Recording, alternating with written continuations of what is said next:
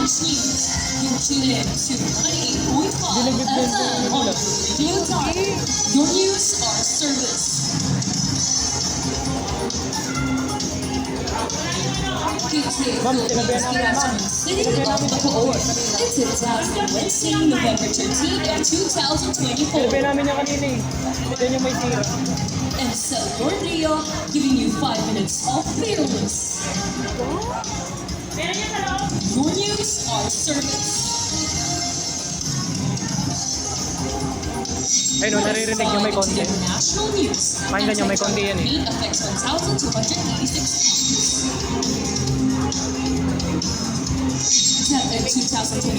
Meron di ba konti lang? Ganun sa'yo, ganun yun. Ganun sa'yo. Yung isang speaker doon sa loob, ma'am, tatapin niya ako. We'll be right back after a commercial break. The clock strikes at 10 minutes after the hour of 5.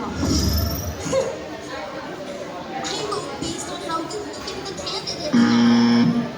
Well, I vote based on how good they are at words. Me? I vote on the creativity of their campaign.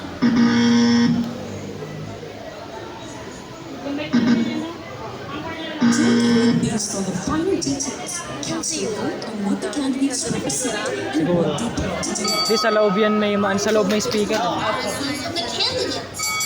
I vote based on how each candidate plans to reform various sectors. I vote based on the records of each candidate. Vote smart and choose wisely in the upcoming elections 2025.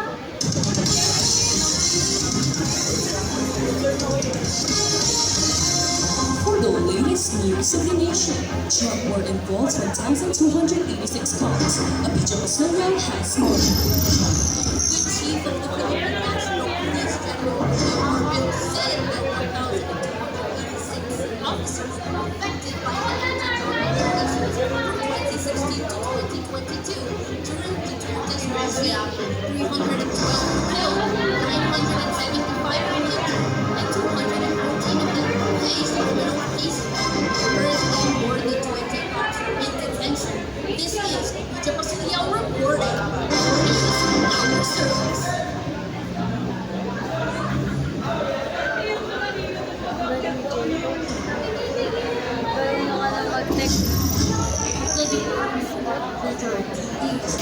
Dressed by chicken and processed despite or meat costs.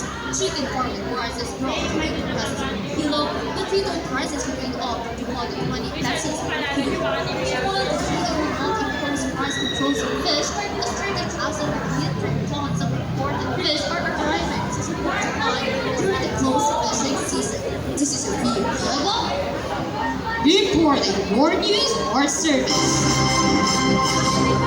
Let's go up for the next news. Senate greenlights DepEd's budget. Paul Estera has more. Ang ina ni ano. Education sponsored by Senator Pia Cayetano successfully defended its budget Uy, ano sinisilip mo dyan? at the Senate on Thursday. And the DepEd show received 700 Gago. pesos and will help boost the Papansin ka, boss. Sira ulo talaga. Sa-record ko yun. May ebidensya kami par. May ebidensya kami. Your news, our service. Tawa niya. Cellphone lang.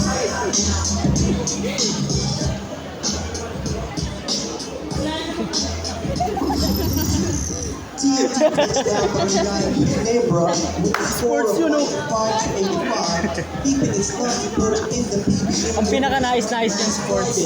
Ay, napunta sa English. Balikan niya ka, parang sports na rin, di ba? TNT's Alex Henderson Pero okay lang. with an impressive score of 31 points, 16 rebounds, and 8 assists, and TNT's success. TNT now has 10 championships throughout its existence. This is Joseph Candas for the Sports News. Your news, our service. And Spotless news coverage for today. And Salvador Rio, your news, our service. 98.5 FM News Sunrise.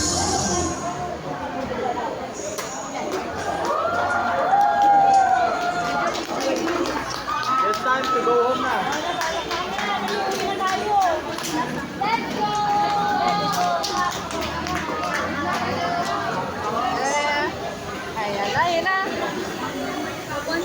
talaga. Tara na, uwi na tayo. Tapos na eh.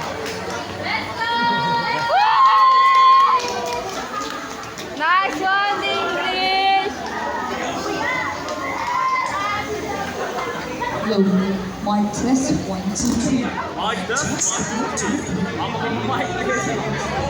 Mic test 1, 2, 3. Mic test 1, 2, 3. Mic test 1, 2, 3. Mic test 1, 2, 3. Galing niya mag-take. Galing niya mag-take.